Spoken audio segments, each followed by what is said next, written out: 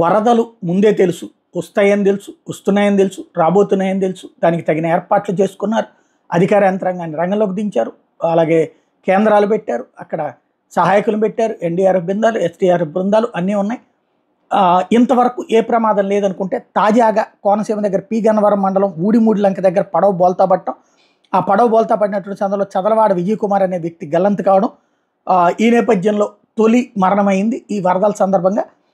దాంతో విజయ్ కుమార్ కుటుంబానికి 5 లక్షల రూపాయల సాయాన్ని ప్రకటించారు చంద్రబాబు.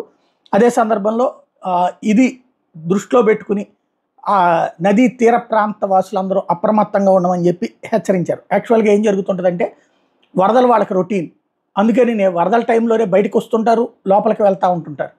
కావాల్సినటువంటి పనుల టైపులు అదేదో మామూలు పడవ ప్రయాణంలాగా చేస్తూ ఉంటుంటారు.